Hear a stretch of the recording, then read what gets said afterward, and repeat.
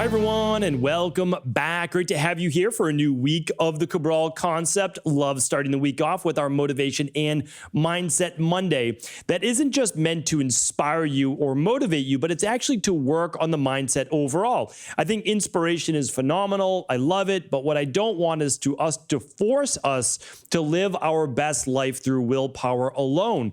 What you want to do is get into a certain set of habits that you own, that are simply a part of you that makes life far less forceful. And I would even say you move through life much more effortlessly.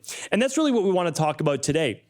Because when I talk with people and I give seminars or I give webinars or whatever it might be to groups of people, and at some point, whatever we're talking about, whether it's body transformation or whether it's your overall health or whether, I work with tons of practitioners and health coaches. So whether it's them for their career and serving others, it ultimately comes down to, what do you believe your highest potential to be? So this is an interesting question. And even before we get into how to achieve that, you have to think of it like this. So I would say go back 10 years from now.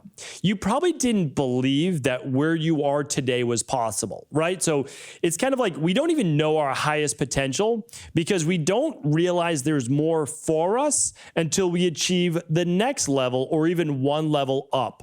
So what I want to say to you is this: whatever you envision yourself able to achieve, your highest potential is so much higher than that. It really is. It honestly is. So I give this analogy quite often, but back in the day, 22 years old, just graduated from my undergrad degree, go out into the workforce. I had 2 jobs. I was in the corporate-based world, you could say, because that's what I thought I was supposed to do. It only lasted 6 months. But at night, nevertheless, I was still working inside of gyms as a nutritionist and personal trainer, doing what I loved, right? But I didn't know I could actually make a career out of that, so I did both. And they were long days, yes, but it taught me that at some point I had to choose between what I loved and really kind of what was paying the bills. And I was able to do that and very happy about that.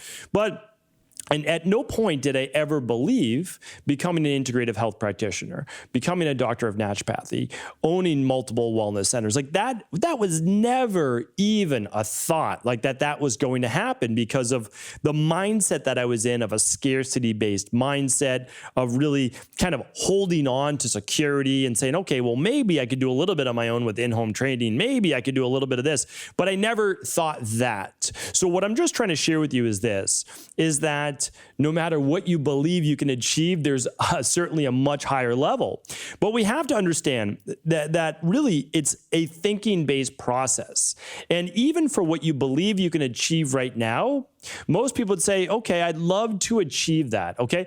And so what's the next step after saying whatever you believe you can achieve? What's the next step to actually achieving that? Well, it's starting to actually maybe put pen to paper. That's how I like to do it. I love to use these huge 2 by 3 foot Post-it notes on my wall and start to just, it's a form of journaling, and start to just journal my ideas out. And I put them on paper, and there's a big transformation that takes place when what's in your mind flows through your body into a pen, or I use Sharpie markers right on these Post-it notes. And of course, you can just use a journal. You can see my journal that I keep here with me. I love, you can obviously see the white shirt that I always wear for work. I don't always wear a white shirt. People, if you're watching this on video, of course, people always ask, do I wear anything but white shirts? No, I don't. For work, it's always a white shirt because it's simplicity, and I don't have to use any mind, any bandwidth on outside decisions. I've talked about that on previous shows. But there's something about the pureness of just this white color, which is actually the absence of all other colors. It basically means blank. It means that you can put color to it. You can add whatever you want to it. So I love starting with a blank slate and just letting the mind and really the world work through you. So I love being able to do that. And it's the same with those giant white Post-it notes. Okay, now I take a colored Sharpie and I add color to it. I add my vision to it. So that's really the first step. Just not even belief. It's just suspending disbelief. Like, hey, let me have a little fun with this. Let me just think it through. What could it be? And you write it down in your journal, or you write it down again on your Post-it note, whatever it might be. And then after that, you say, you know what? This looks pretty good. This looks this looks like a life worth living, right? This looks like it would move me towards a greater level of happiness in my life, whether it be your health, whether it be body transformation, relationship, career, spirituality. It's going to fit into one of those buckets for the most part.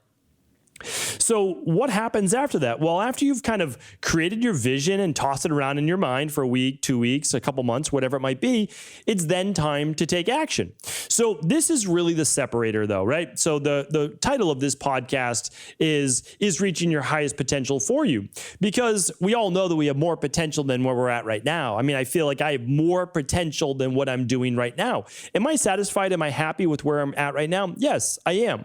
But that doesn't mean that I'm going to be satisfied if I were to stay where I am right now in a year from now. So I really want to get clear on this for 1 second as well. I'm happy and satisfied right now, but that does not mean that I can't want more for me in my life, because I simply love the idea of living in a growth-based mindset. Not growth for the sake of growth, for me, becoming the best version of me. And I heard this quote one time, and I forget who it was from, so I'd love to be able to give credit. I'll give credit in the show notes here today if I can remember who it was. But it was basically like, at the end of our life, when we're judged, if you think about judgment or even looking back at your life, I don't love the word judgment, and whether you believe in God, the universe, whatever it might be, and let's say you got to look back on your life and you say, this is what it could have been, and this is what you achieved from it. So it's an interesting way to look at it. And again, I don't know that there's any necessarily, best ways to live your life, as long as you're trying to be a good person and you're trying to be of service to others, your family, etc. But I do believe that most of us have a lot of untapped potential. And the only way to reach that is to simply reach the next level of you and then see, hey, is there another level after that? But here's where a lot of people get caught up, because they have a vision for their life, they have a vision for themselves, for their family, for their community. And what they do is they then write it down, okay? And now they start to take action on it. And this is the big differentiator, because the action at first is probably going to lead to some results, because you're excited, you're motivated, you have energy, you're ready to go. And so what you do is you actually see things happen in your life. I mean, the best example of this is obviously diet and nutrition. Let's say you have 50 pounds to go. All right, you put in the work and you're saying, wow, I just lost 5 pounds in a week. I just lost 10 pounds in 3 weeks. I mean, that's very, very doable. So now you're excited and you're saying, okay, we're ready to go. We're going to keep it going. But then all of a sudden, life happens, right? So what happens? Well, okay, you've got a wedding to go to, and there was food you don't typically eat. There was alcohol. There was staying up later, and then you were tired the next day, and so you missed your workout. And then, you start to slide after that. Next thing you know, and you're not exercising anymore, and your diet's less clean than it should be, right? To be able to take the weight off. So what happens? Well, you hit an obstacle in life. Life does get in the way eventually. And then what do? Well, it just goes back to, how important was it for you to achieve that next level in your life, your highest potential? Because I don't believe in losing weight and getting in shape for vanity standpoint, because there's no best body type, right? I mean, there absolutely isn't. There's not one body type that we say, oh, a person has to look like this. That's not true at all. And not only that, it's not achievable. I mean, we have certain genetics. I'm never going to be 6'4", 220 pounds at 8% body fat. Like, that's never going to happen, no matter how hard I try. It's just, that's not in the cards. And that's okay. I have my body. This is what I was born with. Very happy. Okay, we're good to go. I'm going to make it the most it can be. But the other thing is this is your body that carries you through life. And if you treat it well, what happens is this: your body's not going to be overweight for you, right? And what happens is then you have less inflammation. Hormone levels are better. You have more energy. And when you have better hormones, more energy, and you're feeling lighter for your body, well, your body's going to do more for you through life to take you through life. You're going to be a whole lot happier. There's no doubt about that. Remember, if you sleep better, if you are moving your body better, you're in less pain, you're likely more happy. Like, that's just the way that it works, or you're happier, right? That is how it works. That's why I am big on getting your body into shape for the sake of getting into shape. which cuts down on all-cause mortality and gives you more energy in both mind and body to really live a life that you love. That's the whole goal, right? The motto of the Cabral concept for the last 6 years has been, right? The tagline, you can see it on the artwork, right? On the podcast artwork, it says this: change your body, change your life. That's your health. That's your wellness overall. It's your anti-aging protocols. It's your weight loss if you need to lose weight or gain weight. It's just less common. That's all. The reason why I focus more on the weight loss is because 66% of our population is overweight, right? It is a true epidemic, at least here in the United States, because when you're overweight, you automatically have more inflammation. That's how it works. You can't be overweight and not have inflammation. That's not how human physiology works. So then what does it lead? Well, it leads to disease, right? It leads to disease in the top 4 causes of mortality, which unfortunately puts people on medication, and then they're medicated, and then they're most likely not going to live their fullest life. But that's a topics for your Tuesday, Wednesday, Thursday-based podcast. So let's get back to it here today. So the biggest obstacle between you and hitting your highest potential is willing to go through those obstacles, understanding that you are going to fail is the wrong word. Fail is absolutely the wrong word. The only time anyone ever fails is when they give up, right? But you're going to have setbacks, right? So a setback, you have to get rid of the word failure, all right? Get rid of it. If you've gone into business, if you've tried a weight loss plan, if you've tried to get better and failed, you have to remove the word failure. You didn't fail, you gave up, okay? And again, like little tough love here, because all that has to happen is for you to restart again, well, you didn't fail. What? You had a setback, right? But now you're back on track.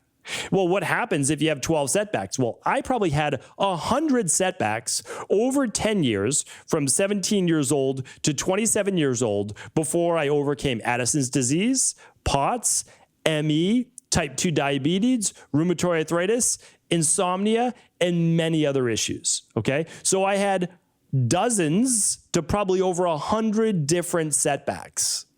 But here's the thing. Those could be 100 different failures if I didn't have a very clear why, was that I had to get well. It wasn't a want, it was a need. I needed to get well. And so I made it my highest priority in life, right? So it came with this. I hit an obstacle. I relapsed for whatever reason. Yes, I got down on myself. I'm human. But then I got back up and I said, okay, that way didn't work, right? Let's take what did work from it. Let's take that knowledge and move on to the next protocol. That's really what I did. And so we have to understand this, that it is not a straight line to success. If anybody tells you that, that is fantastic. That's great marketing, right? Great marketing. But great marketing isn't the real world, right? So I like to leave the hype aside.